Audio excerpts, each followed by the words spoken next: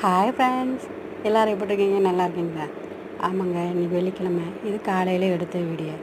என்ன கிழமைனாலும் நம்ம வேலையை நம்ம பார்த்துட்டே இருக்கணும்ல. எப்பயும் போல் எந்திரிச்சு குளித்து சாமியெல்லாம் கும்பிட்டு வச்சுக்கோங்க. சரி, ஸ்கூலுக்கு சாப்பாடெல்லாம் ரெடி பண்ணணும். அதனால் நம்ம கிச்சனுக்குள்ளே போகலாமா? காலையிலுக்கு டிஃபனுக்காக தோசை மாவை கரைச்சி வச்சுருக்கீங்க.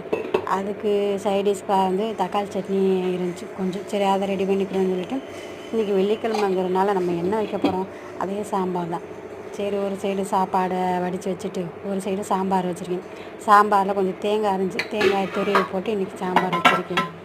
சரி, அதுக்கு வெஞ்சனம் என்ன வைக்கலான்னு பார்க்கல. கோஸு கேரட்டு காய்கறி நிறையா இருந்துச்சு.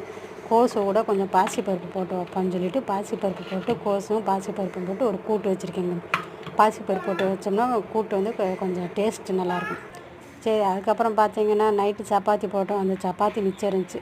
மிச்சம் வச்ச சப்பாத்தி என்ன செய்யணும்னு சொல்லிட்டு சரி, அதுக்கு ஒரு காலையில் ஒரு சின்ன மினி டிஃபன் மாதிரி அதை ரெடி பண்ணுவோம் சொல்லிட்டு 2 வெங்காயம் தக்காளி எல்லாம் நறுக்கி போட்டு சில்லி சப்பாத்தி மாதிரி அதை கொஞ்சம் போட்டாச்சுங்க.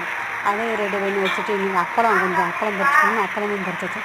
அப்படியே நம்ம வெளியே வந்து பார்த்தோம்னா நேற்று வீட்டுக்கு வாசலில் சல்லி தட்டினோங்க.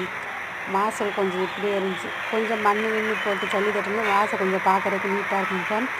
சல்லி தட்டியிருக்கோங்க. நாளைக்கு ஆள் வருவாங்கன்னாங்க. நேற்று சொன்னாங்க. இன்றைக்கி வர மாதிரி தெரில. நாளைக்கு வந்தாலும் வரலாம் வேலைக்கு.